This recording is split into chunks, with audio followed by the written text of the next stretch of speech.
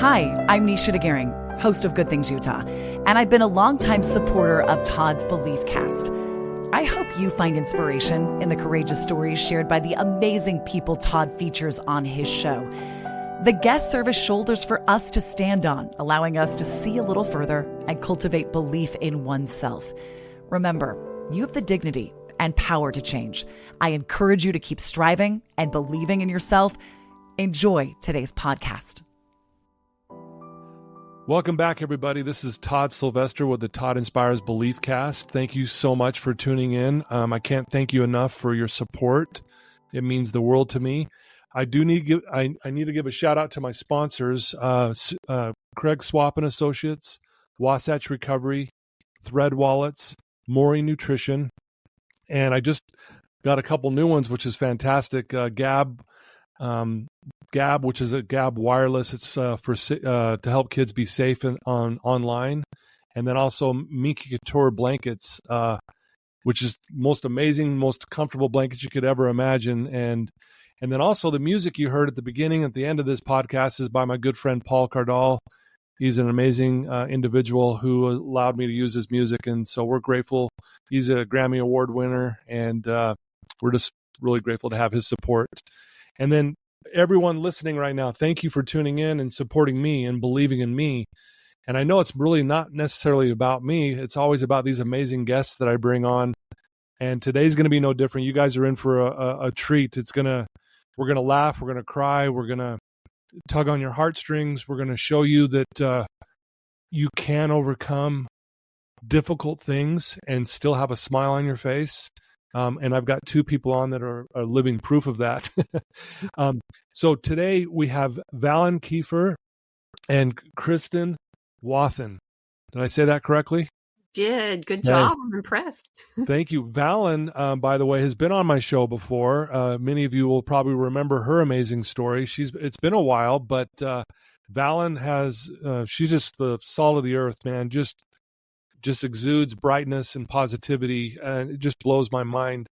And I even had her come speak to my clients here at Wasatch Recovery, which was fantastic. And that was one of my bucket list, to have her be able to talk to these people who are struggling with addiction. So that was fantastic. And then Kristen, I've got to know you a little bit, just obviously through Valen, and then just studying you and looking up all the stuff about you. And you're obviously an amazing individual as well, doing great things. What's so cool about these two amazing individuals is they have a lot in common. They both have polycystic kidney disease, PKD, which we're going to learn a lot about today. They both had a kidney and liver transplant, which that in itself is a miracle. I mean, truly a miracle. Valen is a patient advocate. She's been an educator, and for over 20 years, she loves helping people. Like I said, she really does make a difference in people's lives. She's a speaker, does all those kind of things.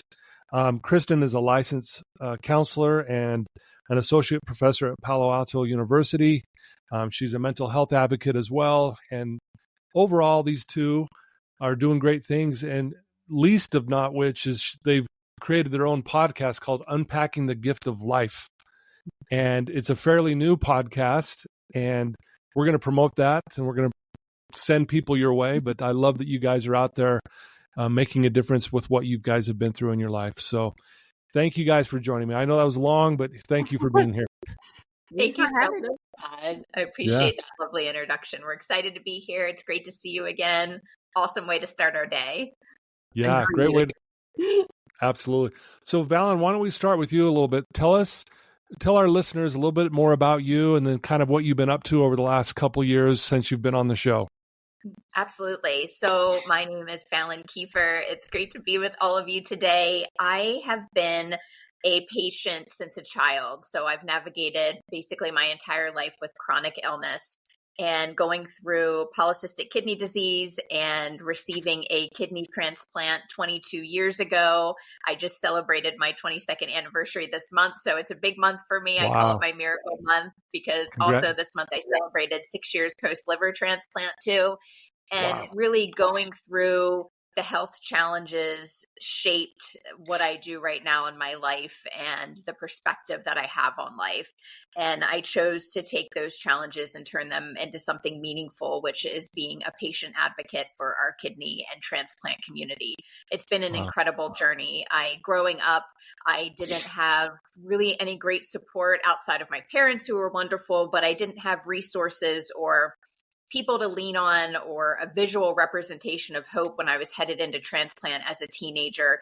And really, that's the core of why I've been doing this work for the past 20 years, is to create resources that I know would have been of great benefit for myself and to be that hope for others walking a similar path. So it's been an incredible journey now, really doing a lot of great work and partnerships with different companies and helping with clinical trials and really trying to bridge the gap between like industry and the perspectives of patients and what we go through. I feel like, there's been silos between industry and physicians and patients, and really trying to help gap those bridges and represent our community at large. And latest project is our podcast, which I'm really excited about. And I look forward to you guys getting to meet my friend Kristen.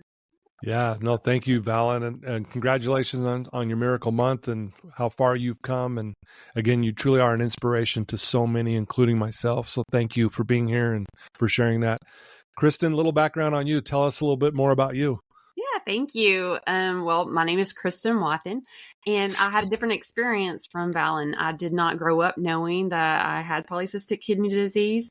When I was a teenager, my mom was diagnosed, but with polycystic kidney disease, it was a mutation. It wasn't anything that had happened long-term in our family or that we had any information about. My parents chose not to be as transparent about it so I really didn't know what was going on, other than my mom was going to be okay, but she had something going on with her kidneys. When I was 20, yeah.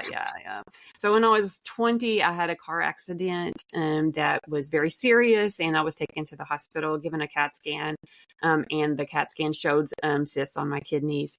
The doctors told my parents, the doctors told my parents. My parents at the time, we didn't have the Affordable Care Act, and so they asked for it they said they would investigate it further, but we didn't get a diagnosis. So at that point, I was in my 20s, found out that, yes, I had it too, found out it was a genetic disease, lots of overwhelming emotions because I was in my early stage of college, and there was not a lot of support out there. I remember Googling, trying to find some information. I don't know if it probably wasn't called Googling back then, but the only thing that I found a couple of websites, and through the years, as I, kind of progressed and trying to find some support, I found Valen's blog. And Valen's blog was through the PKD Foundation, I believe, at the time. And I was like, oh my goodness, there's somebody else that's like me. Wow. She looks like she is around my age, and she's living a life that is, I thought I was catastrophizing that, would anybody want to be in a relationship with me if I have a genetic disease? Would all these, things that are just not accurate, but felt very real at the time. And so just seeing her and reading her was so uplifting and hopeful for me.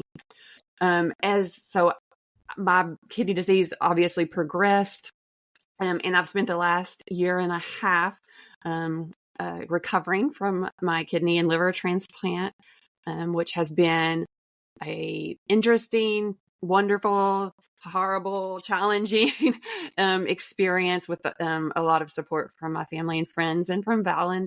And I'm just, now kind of getting to where I feel back to normal, and am so thankful. And at the same time, I'm really cognizant of the mental health aspects that go into having a chronic disease, a genetic chronic disease, and also having a transplant. And I really want to support folks going through all types of things, but specifically in my experience as a therapist and a professor, specifically the normalization of how chronic illness can have an impact not only on our physical health, but on our spiritual, emotional, and health, and our overall wellness. And That's where I'm coming from today. I'm also a mom and went through all of this as a parent the past 8 years. And so it's been interesting to see that and to navigate that and to be strong for my little one. Yeah. Wow. Thanks for sharing that, Kristen. Very well said, both of you.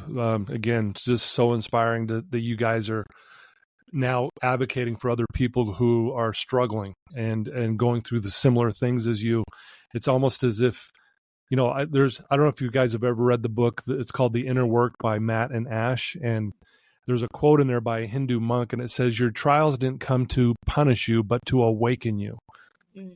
And when I think of you too, I mean, really, like, as hard as this has been, like you said, Kristen, the ups and the downs, it's been good, it's been horrible, it's been the worst, it's been the greatest, it's all these up and down things, but it's almost like it's awakened you to doing these things you're doing now, and including your podcast, which I think is so needed, because there's probably so many people like you, Kristen, who are like, am I alone in this? Mm-hmm. And so thank you on that. But so is that how you guys initially just met, was through the blog, through her blog? Story of Valen. It's a really cool story, actually. Super fun. So I didn't know it, but Kristen was reading my blog silently for years. And so she was a reader that I didn't know, which is fun when you do this advocacy work. You don't know who you're impacting. And I think that's the power of sharing your story, because anybody can be listening and it can be having a deep impact on them. And so after years of her reading my blog, when she learned that I was getting a liver transplant, she reached out about a month after I got my transplant, a really sweet message of wishing me well and sharing that she had been following my blog for years and the inspiration it was giving her. But little did we know that our paths had kind of crossed prior to that. When I was leading up to getting my liver transplant, I was really experiencing a rough time of getting an accurate diagnosis. And I was misdiagnosed, and I was really determined of that it was due to my PKD that I was having my liver issues. But I struggled trying to get those puzzle pieces together. But I went to a doctor, a hepatologist, and I said, do you have any other PKD patients going through a similar issue with their liver? And she's like, actually, I do have one patient. And I remember slapping my leg and going, I knew it, because it just gave me hope that my gut was telling me the right thing, that it was possible. It just gave me that hope and possibility. Well, then I got my liver transplant, and upon pathology of my native liver, it showed that I was correct, and that my liver issues were because of polycystic kidney disease. And it wound up that I did have the unique manifestation called Caroli's disease. And it wound up that Kristen and I, after we started to talk, we learned that we lived 2 hours from each other, that we shared the same hepatologist, and that Kristen was the patient that the doctor was referring to and had the same issue. And it gives me goosebumps saying it, because we were giving each other hope before we even knew it. She was that person out there that was the like, it's possible, I could be right type, giving hope. And then without me knowing it, I was giving her hope as well through my words and the advocacy that I was doing. It was so cool. That's amazing. Yeah. Really fun. And then we've just continued to connect, slowly. And then like during the pandemic, we were in connection with each other every day, because we were really, really isolated due to our medical conditions, and just grew and talked about how much we wanted to combine both the emotional aspects, the mental health wellness pieces of transplant and chronic illness with what's already being discussed. And we wanted to do it in an authentic way, and which is sometimes hard to find. You can get a lot of medical information, but you don't get a lot of the real honest stories about what it's like to go through. And so that was kind of our passion. And then Valen, she's with her experience as an advocate and her just knowledge, and was presented with the opportunity. And she was wonderful enough to say, hey, I got my friend Kristen over here, who's a mental health professional. And, that's kind of where it was born from. Wow, that's a beautiful story. How cool is that? It was meant to be, right? Yeah, no, I can't imagine there's got to be something there. There's got to be. Well, what's funny too is, so Paul Cardall that I just mentioned, who does the music, he is a heart transplant recipient. Oh, wow. And that's how I initially found Valen online, because I don't know if it was part of the algorithm or something, but that's how I initially was able to reach out to Valen. And I think Valen's like, who's this dude reaching out to me? But because of what Paul had gone through, I was starting to get, through my feeds and stuff of people maybe going through similar things. And that's where I found Valen. So it's just funny how, things to start to connect, and how we can all, get together and do these things. For sure. Sure. I believe there's total meaning that we cross paths with people for a reason, even if we don't know, like at the immediate connection point. I totally agree. Yeah. Now, I know this is probably a tough question to do this in a short span, but for someone listening to this right now and they have no idea what PKD even is, can we just give our listeners just a little background on what that is, so they can have an understanding of what this is and what you've been going through? Yeah, for sure. Polycystic kidney disease is a genetic disease. So I inherited it from my mother's side of the family, and we can trace it back 6 generations. Okay. And what happens with this disease is cysts form in the kidneys.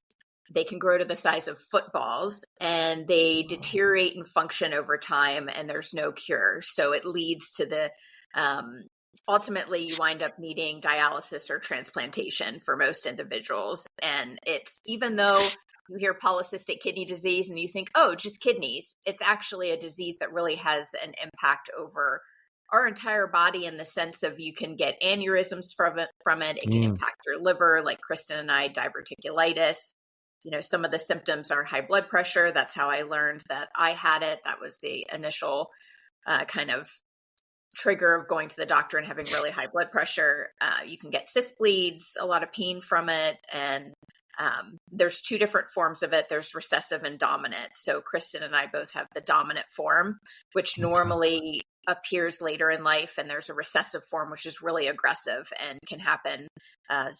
People can learn of that before they even give birth to their child, and can really have a devastating impact. That's kind of the gist. Kristen, you want to chime in? I think I want to add that, like, sometimes I had a doctor tell me, like, if you're going to get a chronic illness, it's a really good one to have, which hits a little, I understand the philosophy around that, but it's kind of like just sitting around when you have the dominant version, sitting around and just waiting to see what happens, which is anxiety producing. And so it's great that some folks like myself, I, had, 20 years of kind of feeling like I was normal, but knowing like it's eventually this is going to happen. I don't know when, but soon. And for others, it's more like Valen's experience, where she had side effects and symptoms, throughout her life and early. So it's kind of like it's a disease that is getting more and more research behind it, but a lot of people don't know about it, and there's no cure. And so it's like transplant or dialysis when it gets to the end stage, which for a 20-year-old, or, I think, Valen, you said you were 10. It's wow, a lot to hold. Yeah, no, very well said. Thank you for, clearing that up for our listeners and stuff. And I think that's really helpful. So again, having a transplant, obviously, if you've never had one, we have no clue what that would even feel like or be like. This question's obviously for both of you, but maybe with Kristen, we'll start with you. Being a licensed counselor in the mental health area and stuff like that, how has this affected your mental health? I know it's a big question, but maybe, and not only how has it affected it, but also what have you done to help keep you guys, in this positive mindset, in this pushing forward mindset, and wanting to help other mindset? I mean, that's a lot there. I'm just curious how you guys do this. One foot in front of the other. Well, I think I could start with it's just really been important for me to have support, and, whether it's my partner, whether it's Valen, the support has been important. What does it do to your mental health? I think that depends. Like for me, it gave me a lot of anxiety, fear, worry about what's going to happen for my daughter. How am I going to explain it to her? when I feel, how do I trust, and how long is this wait going to be? What am I going to do when I get that phone call? Because if you don't know it, there's different types of transplants. And for mine, which was a deceased donor, it's kind of like you're waiting around, and then you get a phone call from a doctor. I was also, like, as a mental health professional, I was curious to find out that there wasn't a lot during the transplant evaluation process, which can take a long time. There, in my experience, there were social workers and folks there that were, evaluating to make sure you were able to take this on. But there wasn't a lot of, like, this might, trigger some depression or anxiety. And there just wasn't a lot of support for the mental aspects of it. So that was surprising. Yeah. After the transplant, I had what's called delayed graft function, which means the kidney did not work immediately. And that was extremely stressful in the hospital, thinking, I had all of this, I'm going to get this and it's going to happen. But then it was like, oh, and it might not work. And that was very scary and stressful. So I think for me, there was a lot of, stress. And as a professional, like, because I'm a counselor, like I noticed it and I was able to ask for it and say, hey, these anxiety, these obsessive thoughts are not normal. And I need to, is this because of the medication I'm on? Is this, right. So reach out. And one of the things that is something that I want to really emphasize is that a lot of folks won't know, that what, if they aren't, trained to recognize, they may not be able to reach out or to know how to reach out. And so that's really important to me. Also, when I was in the hospital, I watched a lot of, like, trash TV, things to make me laugh, to get my mind off of it. So I think stuff like that is important to, like, but I think ultimately, like, this is what I tell my daughter. Everybody in life has hard things, challenges. This is mom's challenge. And, I took it on that way. This is my challenge, or one of the many I'll probably have. But I have kind of some choices here. I can, really dig deep and recognize and be honest about how it's hard, but also have hope at the same time, or I can be really scared and which, is, I don't want to shame anybody for feeling scared. It's definitely scary. But like, I have a choice, and not, the days that I wanted to say, this is too much, I can't do it. That's when the support is really important. So I think, and just recognizing that I have a lot of privilege in having insurance and different things like that, and recognizing that is not the case for everybody in the world. And so just trying to do what I can do to make the experience as less draining and scary as possible is what I hope to do. Yeah. Well said. Yes. Valen?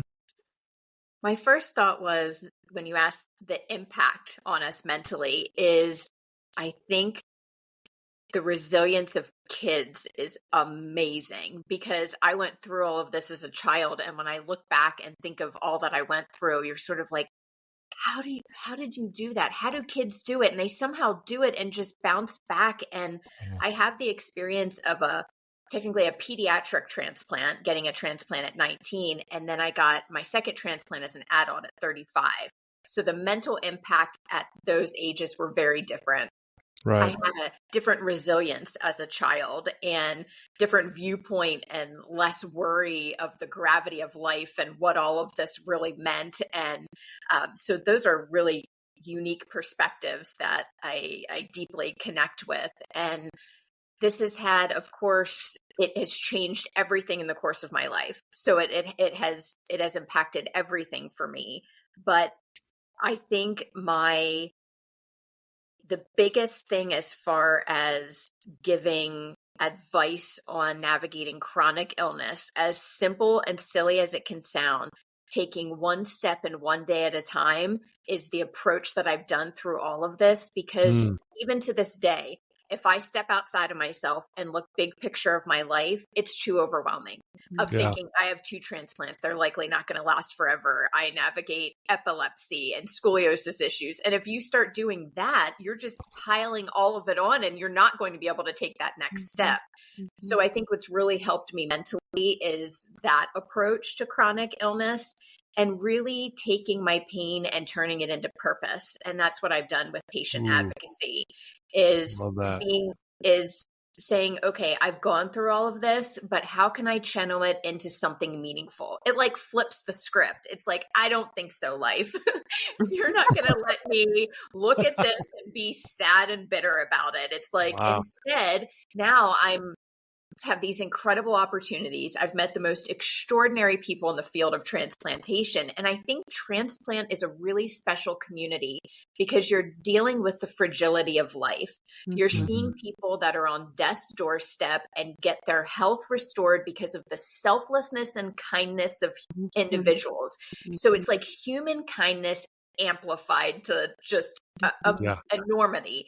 And I think when you're wrapped up in that, you are a changed person. So if you're in the field and contributing to it, you never want to leave the field because you see the impact that you're having. And then if you're personally impacted or your loved ones are surrounded by it, you see the ripple effect of good that comes from all of this. So as hard as this has been, the impact has been enormous, but I feel Kristen knows this one. I can reframe anything. Yes, you can. Terrible happens, and my gift is reframing. I can like just turn it around and be like, well, this happened because I probably annoy my friends. But that is what has helped me through this. So I think instead of looking at it as it has been tons of mental health challenges, but I think it's how I've been able to flip that and use that into turn it into action of, I say that we always feel like with our donors, how do we say thank you to them? And I feel like I say thank you through action. So I really feel like I completely agree with everything Kristen said. And I feel like we need to feel our emotions and then be able to move through them and move on. And that's something that Noah taught me because I loved meeting Kristen and starting to dig into mental health support because that was a space I didn't really talk about because I had no choice being younger, but like, I just need to get through this and move on. And I saw the way it impacted my parents. So I didn't talk about it because I could see how just hard it was for them. So I didn't want to make it harder. Yeah. So I think I internalized a lot and I've realized the importance of us expressing our emotions. And my husband kind of taught me that and gave me the space to do that of like, hey, yeah, this is hard and it's okay for you to not be happy about all of this. It's like, so we need to feel it. We need to express it, but we need to be able to move on and have healthy outlets. Like Kristen said, trash TV, which is funny. We need these healthy escapes of like, oh my God, this is so much. So what are we going to do to escape this, but in a healthy way? So I love this topic because I think we can feel very isolated as transplant recipients and living immunosuppressed, and anyone going through challenges, it can feel very isolating. So it's really important for us to be authentic and vulnerable and talk about this and say, how can we live well alongside chronic illness? Because it's unfortunately not going anywhere. So we need to be partners with it and say, how can we walk along this journey with it and still live a fulfilling and productive and joyful life? Yeah, the more you push it away, the harder and the more the internal emotions are going to build up. So I really just emphasize what Valen said. The feeling it is important, recognizing that it's normal to have reactions of like, I'm thankful, but I'm also a little annoyed today that I have to do these extra things. But we can't stay there forever. You just can't stay in that spot forever. Yeah. But it's okay to be there periodically and then to find healthy coping mechanisms. Wow. Great direction for all of us, honestly. And there's so many things, there's so much I want to ask you guys, and I got to make sure I keep this going in the right direction. But you said something, Valen, like doing, I've heard, I'll share this with my clients a lot, where we need to learn to do the hard days well. And for you guys, it's probably every day. But it seems like you guys, that's what you've done through this process, is you've done whatever you had to do to figure out how to do these difficult days well. Is that accurate? Oh, I love that concept because it immediately took me to a hospital day. And I thought to myself, how do I do that day well? Like what do I do to step up in that hard day? I love that perspective because we need to that's almost when we need to shine. And I think my husband is so good in challenging conversations or in challenging situations too. But it's like, how do we step up in those experiences? Because really, I think those qualities help us throughout our entire life. Can you think of that, Kristen? I think of What came up for me was like post transplant, which was not that long ago, and I was just felt terrible, even though I'm healing. So, but I also, just dealing with side effects from these new medications that my body's like, what? And then, they just took all these things out of my body and put a bunch of stuff in. So I'm like recovering, and I'm on the couch, and I'm like, I'm tired. I can't, get up and walk around the house the way I, normally could. So I was just really in a bad mood. And I was like, okay, you're in a bad mood. It feels like it's never going to end. What do I need to do?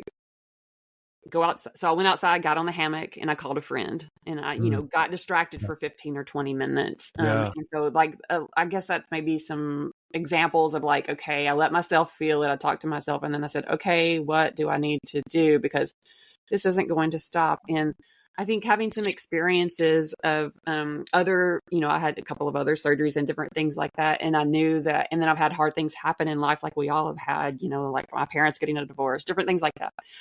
And I was like, okay, you got through that. It was awful for a good 2 or 3 months. And then look where you are now. So I think, and that's like solution focused kind of, it's like finding exceptions, solution focused therapy at the same time. But when it comes down to it, just being kind to yourself, knowing that you're not necessarily going to be here forever. And what are the healthy coping mechanisms that I don't feel like doing right now, because I really just want to be mad. But I'll be mad for about 15 more minutes. And then I'm going to call my friend that makes me laugh. Right. And then maybe turn on some more trash TV. Yes, and then definitely turn on and like just kind of disconnect for a second, and then like get built up for when my daughter is home, and I don't want to be laying on the couch crying. Not that that's always a bad thing, but I don't want to do it every day, and I want to give her an example that we can get through hard things.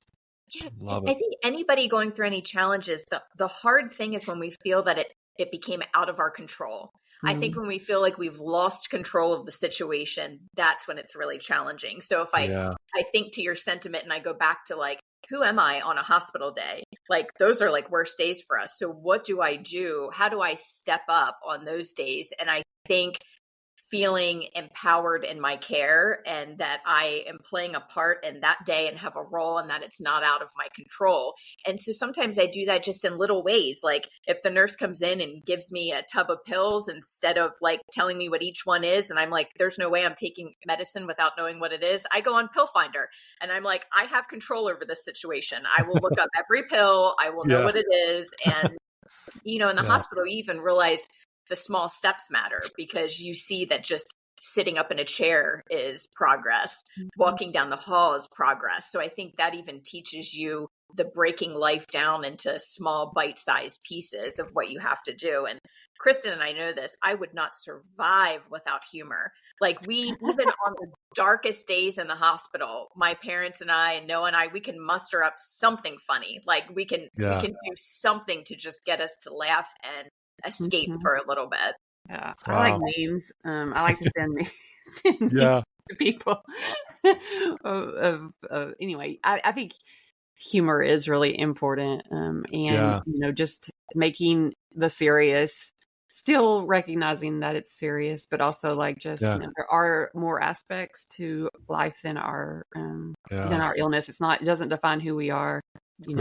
It is a piece and it can influence who we are, but it doesn't define us. I love that. Humor. Oh, go ahead, Valen. I think the more we go through chronic issues and health hiccups and we get through them, almost the more confidence it's given me. I don't want to speak for you, Kristen, but I'm almost like, okay, well, I've gone through that. So I have, totally. I know that something else, you live with that sort of looming thing that, something else can be right around the bend. And that's a hard thing to sort of live with. But also, like, oh my gosh, I've been through the whole routine of the ER and I've been through surgeries and I know what recovery is like. And I have the capability and the strength to do that.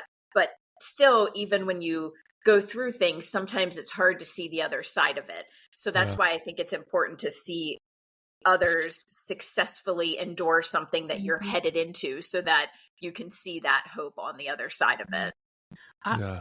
Personally, also because my experience was, a good 20 years of kind of being on the other side of not being a pre-transplant patient, but not a transplant patient, and then now being on the other, being a transplant patient, like it's increased my empathy because I, lived my life without a lot of worries and concerns. I mean, I had worries and concerns, but they're just different from the ones that I have now.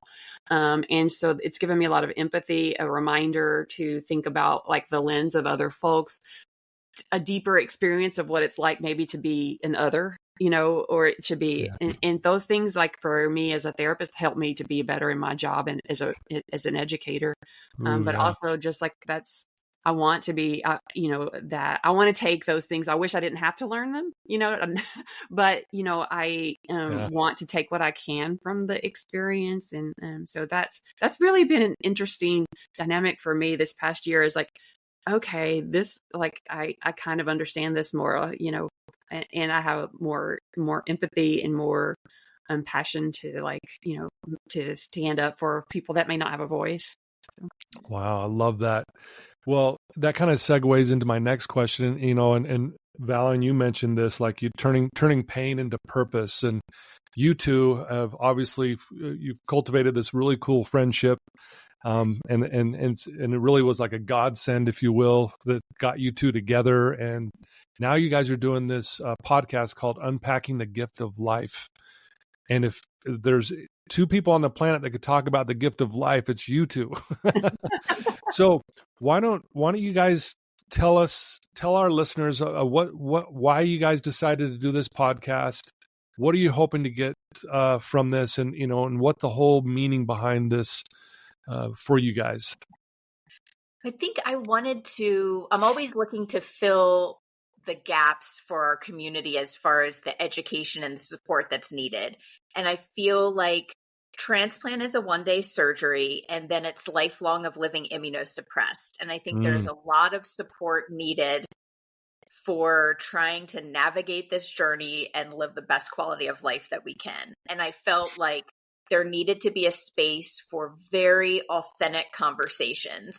But I also didn't just want us to be just talking about experiences. I wanted it that somebody would listen and feel seen, but also empowered. So I wanted it to be a very educational space as well. And it felt like a natural fit for Kristen and I to co-host it, because I really appreciated her firsthand experiences and also her professional experience to be able to give that education to our listeners. So we really wanted to create a podcast with season 1. The common thread is emotional well-being along this journey, because that support hasn't been brought to me in my medical care. I went through 2 transplant evaluations, and that is not a component of it, of just having that availability of seeing a counselor or having that support. So I wanted this to be a place that people could go. And some of the topics that we discuss are living well alongside chronic illness. We talk about the importance of advocating in healthcare and social environments, and also within the conversations that we have within ourselves, which is very important. And also topics like family planning, which I'm really proud of that episode, because we do 3 different perspectives.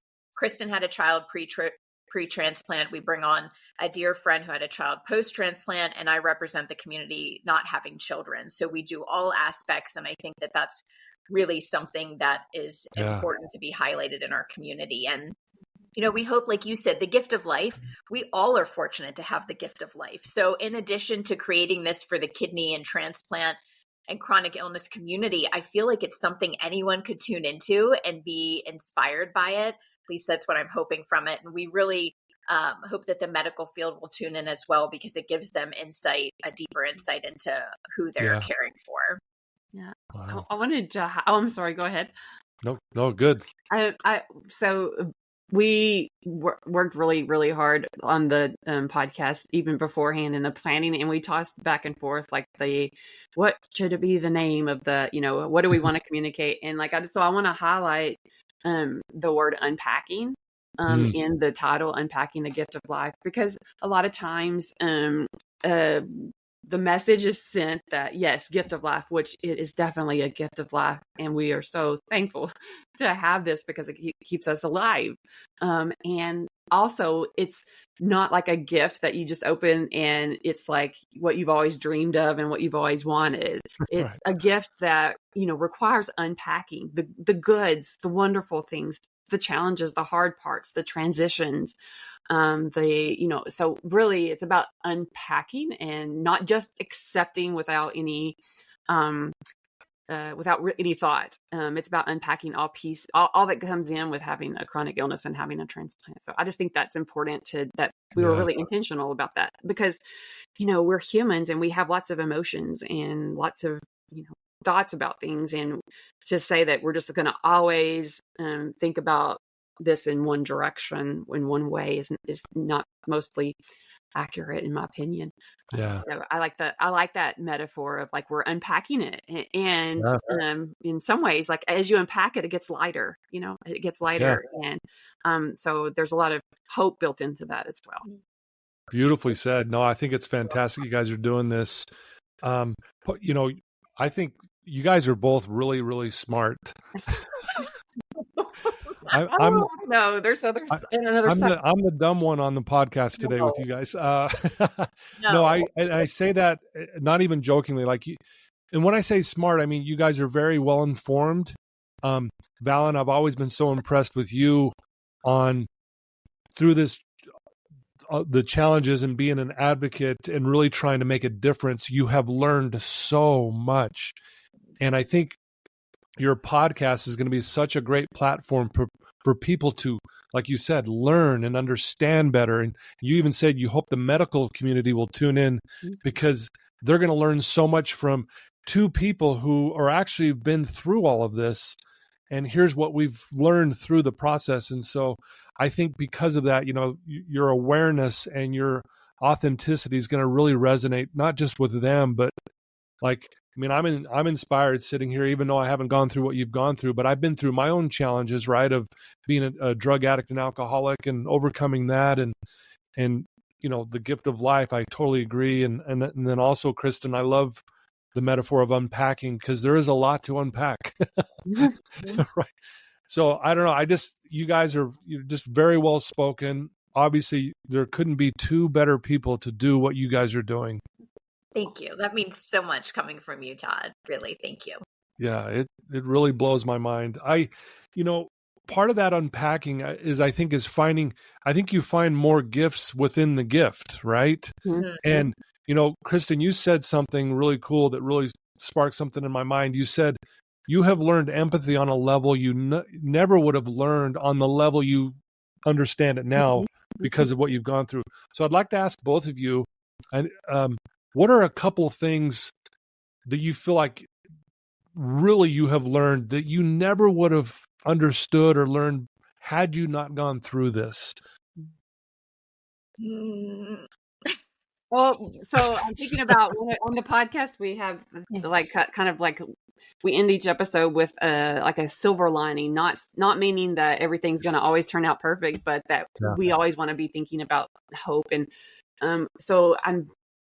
what comes up for me is that how powerful a simple acknowledgement, a validation of what you're experiencing, a doctor's kind word, of feeling like you're important and you matter. And I knew of those things, and I think we all cognitively know those things, but to actually feel them when you're extremely vulnerable, extremely scared, and your doctor puts their hand on you and is like, you're going to be okay, or you're really brave, just those types of things. That's one thing that I've the visceral experience of how community and care impacts you.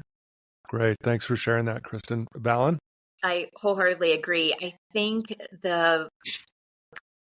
we wake up every day never forgetting the power of kindness and selflessness and the fact that we're alive today because someone else saying yes to organ donation. Right. So living with that is such a gift and so empowering. So I think just the continual acts of kindness that I've received or see in my life is extremely impactful and carries me through. Transplantation, there are so many people that take part in one transplant, and that's an amazing thing to be a part of and witness of. It's not just the donor, it's the surgeons, the nurses. I love thinking that there was a pilot that flew my liver to my transplant center.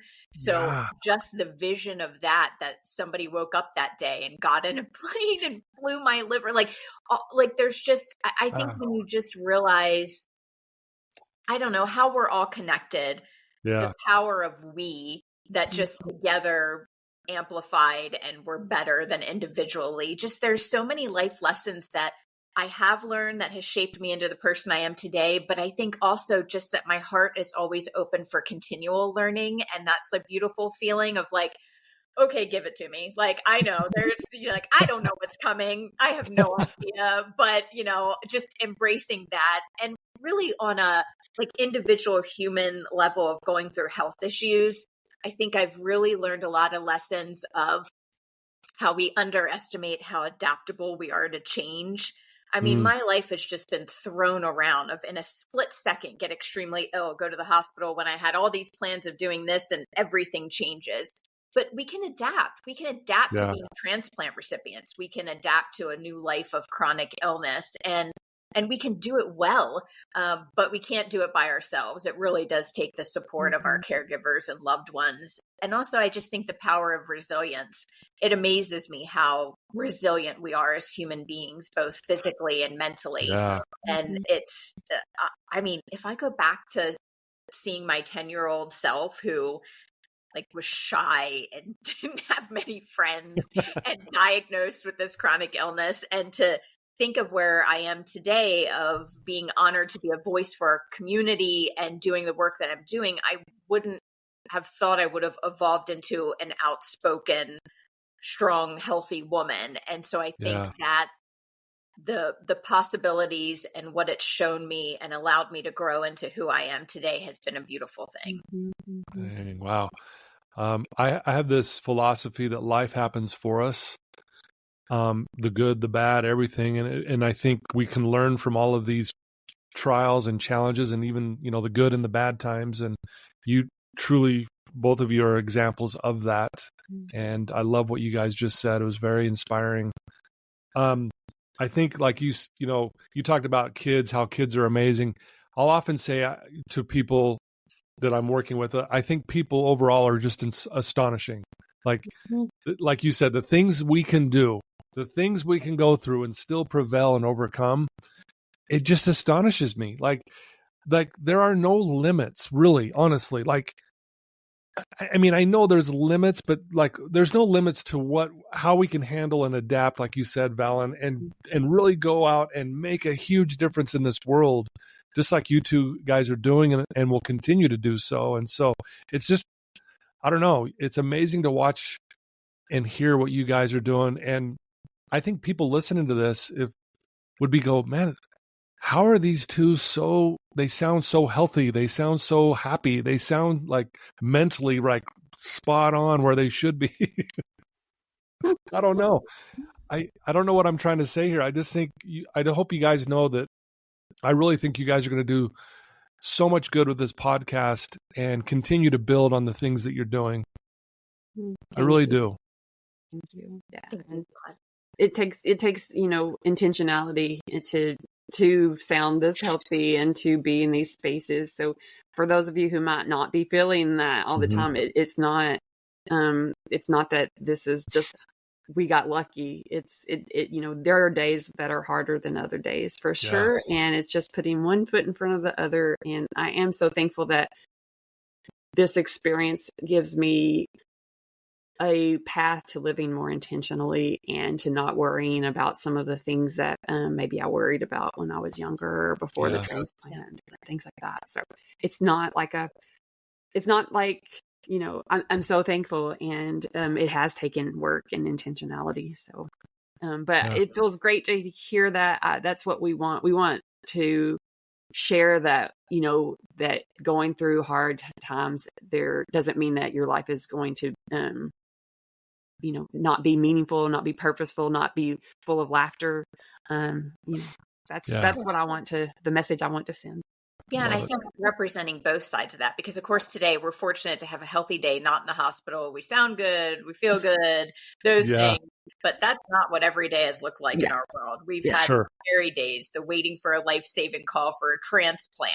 So we want to be able to represent the community at large so that they know we've been there and they can get through it. And I think that's the whole important thing about having these authentic conversations is that so there isn't a false representation of this, because the miracle of transplantation is you can look at us and it looks like we haven't been through transplant or anything. That's the beauty of it.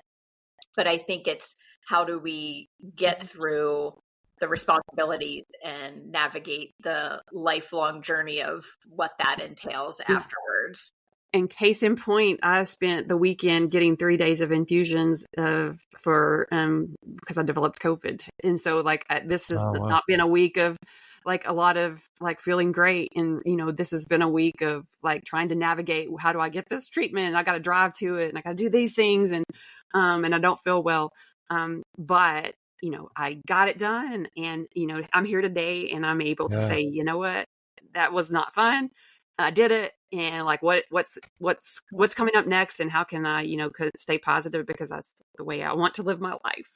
Yeah. And I think staying grounded in gratitude has really helped me. But I think for individuals struggling, it's really important to find a purpose and what you're fighting for, to hold on for that during those really hard times. What are you, I know Kristen is an incredible mom and her daughter is such an anchor for her and fights so hard for her.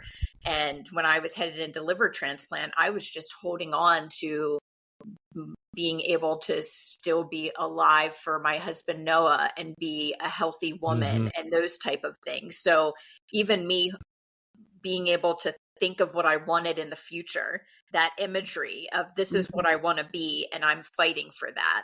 So it just is important for us to have those goals and those reasons of why we're getting up and continuing to fight each day. Yeah, I love it. Very well said, guys. I love it. If there's someone, and you guys have already said some great advice for all of us, but I'm going to make it a little more specific. If there's someone listening to, and this is a question for both of you, and they're listening and they're in a dark place and they are struggling, whether it's with their mental health or they have a physical situation they're going through, and they're just feeling like they can't move on and they don't know how to get out of it, what advice would you give that one person right now listening to you? We'll start with Kristen. Great. Well, first of all, I want to normalize that, if you have a diagnosis of depression, that you're, it's going to feel like that you're not experiencing something that's out of the box, or as much as you may feel like you are just, there's no way out. That's what your brain is telling you. And that is very, normal. And, depression is also research shows that depression is really challenging. And also there's a lot of ways to, through therapy, through other different things, it's also really something that can be worked through. And so I just want to first normalize, say, it's okay that you feel like this. And that's what happens. And that's, but sometimes our feelings and our thoughts are not the truth for the rest of our lives. And so being able to say, okay, what is the best resource for me right now? I don't feel like doing a lot of things, but what's one thing that I can do next? What's the next thing that I can do that's helpful? And then moving from there. Is it calling a person? Is it stepping outside? Is it calling my transplant team and asking for a referral to counseling? Is it reading an inspirational book? What is that? And that first step. And so I think that is if you're in a dark spot, you are not alone. You are loved. You are important. You matter. And your brain's playing some tricks on you. And so hopefully you can take one step that's the easiest one that is possible, and just checking in with your doctors and being open to there's lots of Facebook groups where people have support, find support. There's also peer mentoring through programs that is free. like the PKD Foundation. So looking for resources that fit the context you're in. Yeah, well said. Valen? I just keep thinking of the sentiment that life is worth fighting for. Mm. Like just holding on to that, because that's what I always think when I go through another challenge. It's like, I have not lost my zest for life and my desire to be here. And that empowers me through health issues. So for those individuals in a dark place of just trying to hold on, that it's worth fighting for. And something that I think is really easy to do right now in our society, I'm guilty of it myself, is comparing ourselves to others. And when we're in a dark place, that's like the worst thing. So if you're struggling, do not compare yourself to anyone else. That could potentially make you feel even worse in your struggle. Just try and find empowerment that you're capable and that you can get through it and that it's worth fighting for. Wow. Well said. I love that. And I agree with both of you. And thank you for sharing your insights on that, because I know people are tuning in who are struggling.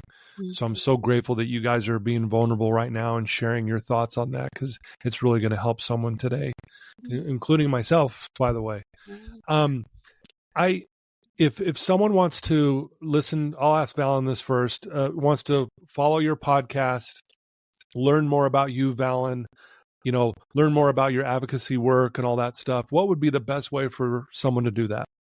Yes, I would love for people to visit my website, which is valenkeefer.com, and that's ValenKeefer.com.